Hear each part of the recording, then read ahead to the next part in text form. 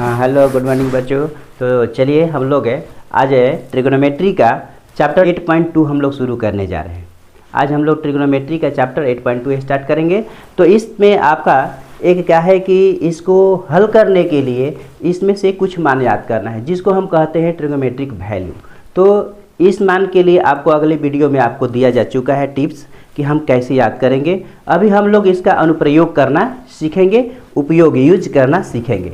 तो आइए इसका उपयोग करते हुए हम इन प्रश्नों को। आप देख रहे हैं अंशु अजय मैथ एक्सप्रेस। इस चैनल में आपका स्वागत। यहाँ पर देखें साइन 60 डिग्री, साइन 60 डिग्री का मान है यहाँ पर √3/2 और cos 30 का मान है, उसको भी हम मान डाल देंगे। तो cos 30 का मान आ गया √3/2 प्लस साइन 30 का मान कितना होता है तो 1/2।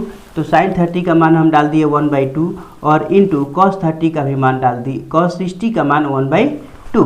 अब हम क्या करते हैं कि इसको हल करते हैं। मान तो पुट कर दिए, मान पुट करने के बाद हल करते हैं। √3 को मल्टीप्लाई करेंगे तो 3 और 2 जा हो गया आपका यहाँ पर 4। इसके बाद इसको भी गुना करेंगे तो हो गया 1/4। इस प्रकार से हम क्या करते हैं, दोनों का एलसीएम निकालेंगे और जोड़ देंगे तो 3 + 1/4।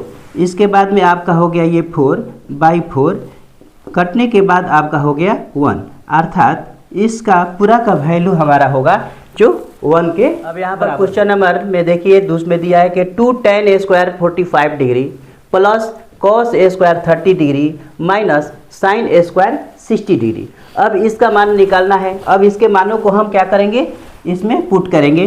तो यहाँ पर हम इसका मान डालते हैं तो ये हो गया 2 का 2 tan A² 45। tan 45 डिग्री का मान कितना होता है 1। तो 1 हम यहाँ पर डाल दिए, लेकिन 1 का स्क्वायर है तो हम इसको क्या करेंगे, स्क्वायर कर देंगे। फिर प्लस cos 30 डिग्री, cos 30 का मान कितना होता है तो √3/2। यहाँ पर डाल दिए √3/2 और इसका क्या कर दिए हम, स्क्वायर है तो स्क्वायर कर दिए, माइनस साइन 60 डिग्री का मान डालेंगे। साइन 60 डिग्री कितना हो गया तो √3/2 और इसका हमारा क्या हो गया, स्क्वायर हो गया।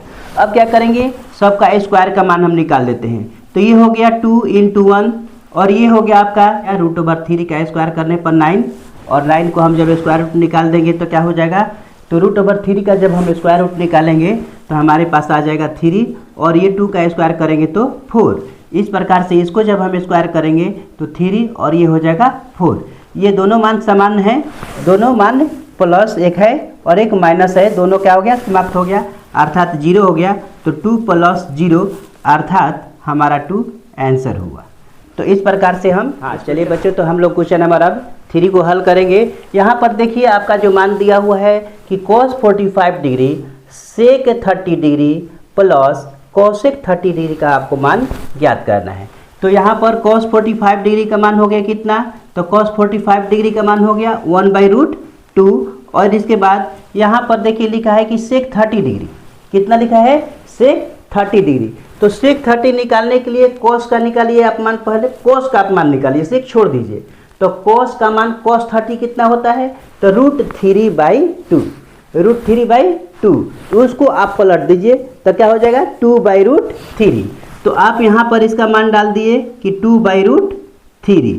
इसके बाद प्लस और कोसेक निकालना है, कोसेक आपको याद नहीं है, साइन को याद कीजिए। साइन का मान आप यहाँ पर लिखिए साइन 31/2, तो 1/2 को आप पलट देंगे तो क्या हो जाएगा 2।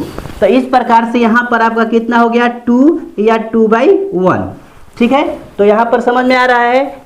sec 30 का मान रखने के लिए cos 30 के मान को हमने उलट दिया तो बन गया sec, और यहाँ पर cosec 30 के मान के लिए हमने साइन 30 डिग्री के मान को हमने पलट दिया।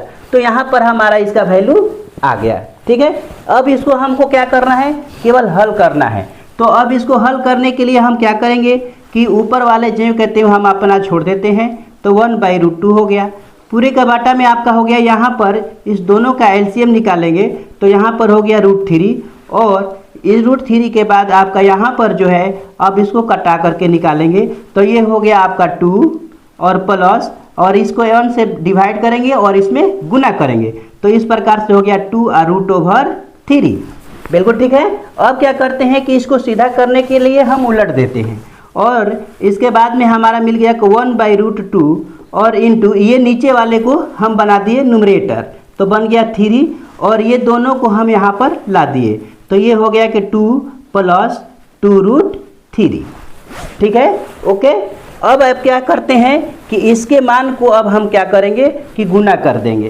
तो गुना करने के बाद हमारा आ गया क्या, तो √3, और इसको जब हम गुना किए तो हमारा हो गया कि 2√2, और इसको हम जब इसमें गुना किए तो हो गया कि प्लस 2√3 2 जा 6। हमारे पास ये मान आ गया। अब हम क्या करते हैं कि इसमें से हम अब कॉमन निकाल लेते हैं।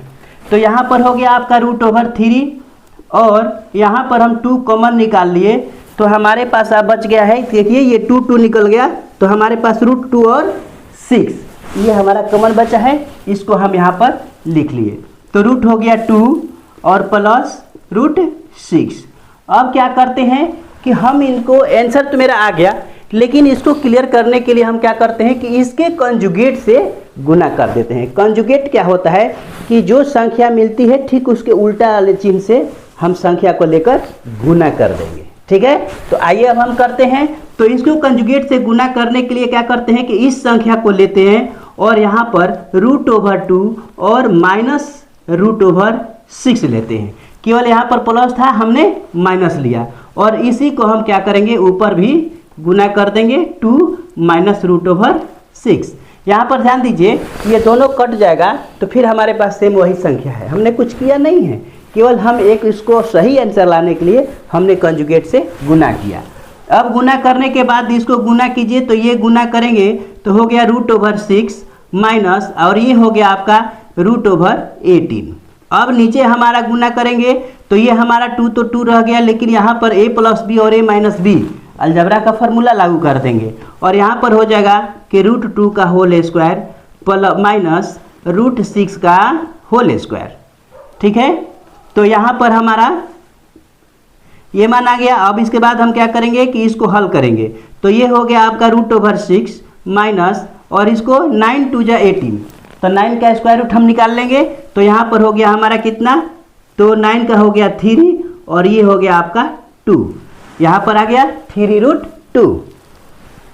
इसके बाद नीचे वाले भाग को हम क्या करते हैं, यहाँ पर ये हो गया 2 और इसको हम स्क्वायर कर दिए, तो ये हो गया 2 और माइनस, और ये हो गया आपका 6।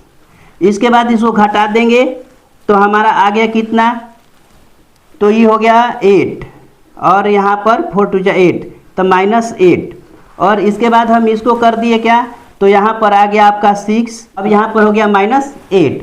अब हम क्या करते हैं कि दोनों में से कॉमन निकाल देते हैं माइनस, इसमें से हम माइनस कॉमन निकाल दिए, तो ये हो गया आपका कि यहाँ पर माइनस हो जाएगा तो इसको पीछे लिख देंगे, ये प्लस होगा तो आगे लिख देते हैं। तो 3√2 और -6 √6, और बाटा में हमारा कितना हो गया -8, ये कट गया।